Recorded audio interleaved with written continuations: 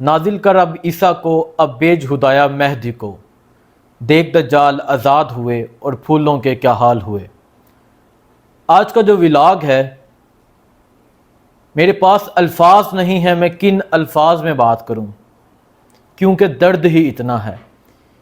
ایک معصوم سی کلی، ایک معصوم سا پھول، میاں عمار، جو سسکتا جو اپنے باپ کا منتظر تھا، جو اپنے باپ کی راہیں دیکھ رہا تھا، جو بابا بابا کی آوازیں پکارتا تھا، اسے نہیں تھا پتا کہ وہ اس دنیا سے چلا جائے گا، وہ لحد میں اتر جائے گا، لیکن اس کا باپ نہیں آئے گا۔ کیوں؟ اس کے باپ کا جرم کیا ہے؟ 9 مئی کے مقدمے میں میاں عباد فروغ کو گرفتار کیا گیا۔ میاں عباد فروغ کی آپ نے ایک ویڈیو دیکھی ہوگی جس میں وہ قیدیوں والی وین سے کہتا ہے اپنے بیٹوں کو پکارتے ہوئے کہ بیٹوں گھبرانا نہیں، میں انشاءاللہ جلدی آ جاؤں گا۔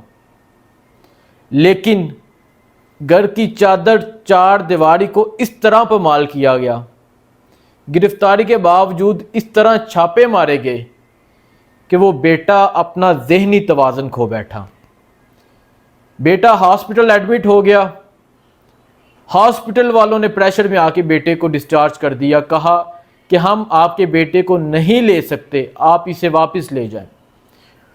مختلف ہسپتالوں میں لے کر گئے، انہوں نے میاں عمار جو ایک معصوم سا چھوٹا سا بچہ تھا اسے نہیں لیا، اور میاں عمار نے جو اپنی زندگی کے تقریباً آخری 15 دن گزارے وہ اپنے گھر میں گزارے اور اپنی باپ کی راہیں دیکھتے ہوئے گزارے۔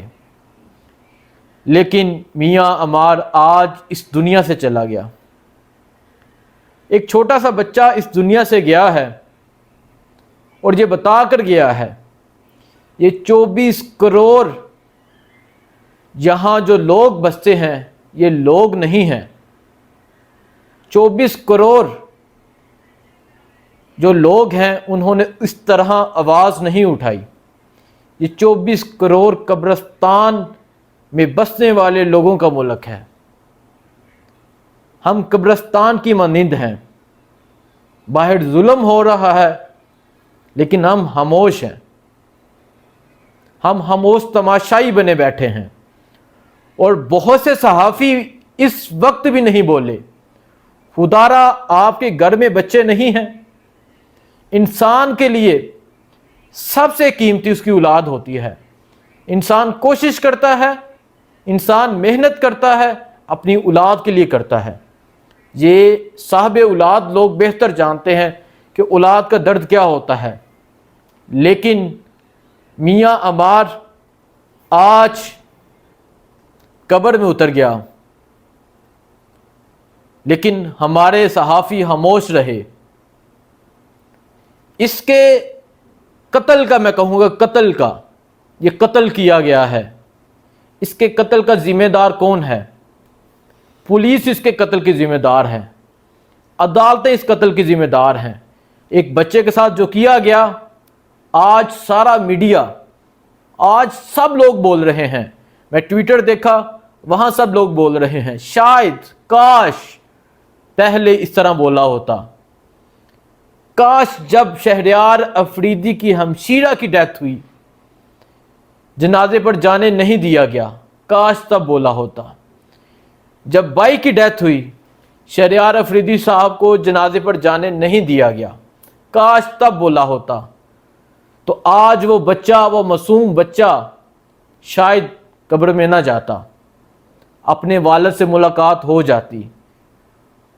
سوچیں تو صحیح، جب اس کے والد کو جیل میں پتہ چلے گا، لہتے جگر میاں عمار آج اس دنیا میں نہیں رہا، کیا حالت ہوگی؟ اس شخص کی جو تکلیفیں سہنے کے باوجود اپنے بچوں کو پکارتا تھا، اس انسان کی کیا سچویشن ہوگی؟ آج اس گھر میں قیامت ہے۔ صرف اس گھر میں قیامت نہیں، پاکستانیوں، آج تمام پاکستان میں قیامت ہے۔ ارشد شریف کو شہید کیا گیا، آج تک انصاف نہیں مل سکا۔ ضلع شاہ کو شہید کیا گیا، آج تک انصاف نہیں مل سکا، بلکہ مقدمہ بھی عمران خان پہ درج ہو گیا۔ ارشد شریف کی جو وائف ہیں ان کے وارنٹ جاری ہو گئے۔ یہ ہمارے ملک کا نظام ہے، یہ ہمارے ملک کا انصاف ہے۔ اور آج ایک معصوم بچہ چلا گیا۔ میں اس پر کہوں گا دکھ یہ ہے، میرے یوسف و یعقوب کے خالق وہ لوگ بھی بچھڑے ہیں جو بچھڑنے کے نہ تھے، ان کو نہیں بچھڑنا چاہیے تھا، اس معصوم کو بھی بڑا ہونا تھا، ارشد شریف کو بھی حق سچ کی آواز بلند کرنا تھی۔ ضلع شاہ تو ایک دیوانہ بندہ تھا جو عمران خان کے نعرے لگاتا تھا۔ قصور کیا تھا اس انسان کا؟ شاید تب نکلے ہوتے، آج اتنا ظلم نہ ہوتا۔ ملک میں ظلم و بربریت کی وہ مثال قائم کی جا رہی ہے جو دنیا میں کہیں نہیں دیکھی گئی۔ اور یہ ملک اسلام کے نام پر بنا تھا، اسلامی فلاحی ریاست کہا جاتا ہے، اسلامی جمہوریہ پاکستان کہا جاتا ہے، پاکستان، یہ ہمارا ملک پاک ہے۔ اس کو میں وہ الفاظ نہیں بولنا چاہتا جو بھی میرے سینے سے الفاظ نکل رہے ہیں۔ میں بھی شرمندہ ہوں، آپ بھی شرمندہ ہوں۔ اگر آج شرمندہ نہ ہوئے، اگر آج نہ بولے، یہ وقت آپ کے گھروں تک آئے گا، یہ وقت میرے گھر پہ آئے گا۔ ذرا سوچیں تو صحیح، اس بچے کا قصور کیا تھا؟ خود سے پوچھیں کہ اس بچے کا قصور کیا تھا؟ کس طرح کی سچویشن ہوگی ان کے گھر میں؟ باپ کس طرح زندگی گزارے گا؟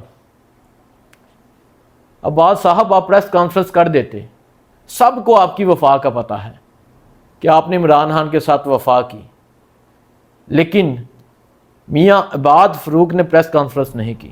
اس نے نہیں کہا کہ میں عمران خان کا ساتھ چھوڑ رہا ہوں، وجہ کہ وہ عمران خان کے ساتھ ڈٹ کر کھڑا ہے۔ شہریار افریدی صاحب بھی ڈٹ کر کھڑے رہے، ان کی ہمشیرہ کی ڈیتھ ہوئی، ہمت نہیں ٹوٹی۔ بھائی کی ڈیتھ ہوئی، بڑے بھائی کی، بڑا بھائی باپ کی مانند ہوتا ہے، ہمت نہیں ٹوٹی۔ آج ظلم کی ایک داستان رقم کی گئی ہے، اس ظلم کے خلاف ہم سب کو بولنا ہوگا۔ آج میں شیر افضل مروت صاحب کے پاس انٹرویو کے لیے گیا۔ انٹرویو کے دوران ہمیں پتہ چلا کہ میاں عمار کی ڈیتھ ہو گئی ہے۔ شیر افضل مروت جو ایک بڑا بہادر انسان ہے، میں نے ہمیشہ للکارتے ہوئے اس انسان کو دیکھا ہے، اس کی آنکھوں میں آنسو آ گئے تھے، بولا نہیں تھا جا رہا۔ کیوں؟ کیونکہ وہ ایک صاحب اولاد ہے، اولاد کا درد جانتا ہے۔ شیر افضل مروت صاحب نے مجھ سے معذرت کرتے ہوئے کہا حسنین انٹرویو پھر کسی دن کر لیں گے۔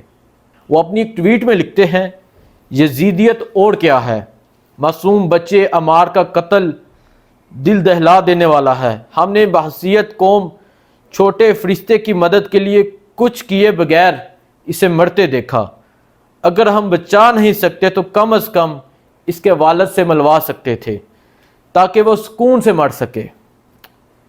میرے پاس الفاظ نہیں ہے، شیر افضل مروت صاحب نے یہ درد لکھا ہے۔ ہائے سو افسوس، ہم کیا بن گئے ہیں۔ اس قتل کے ذمہ دار ہمیشہ کے لیے ملعون رہیں گے، ان کو دنیا اور آخرت میں سخت سزا ملے، آمین۔ بچے کی موت نے مجھے ٹکڑے ٹکڑے کر دیا۔ میں اس سے ملنے، گلے لگانے اور اس سے بات کرنا چاہتا تھا۔ میں اپنی ناکامی پر شرمندہ ہوں۔ اور اس کے بعد وہ دعا کرتے ہیں کہ اللہ اہل خانہ کو صبر عطا فرمائے۔ میں بھی دعا کرتا ہوں اللہ اہل خانہ کو صبر عطا فرمائے۔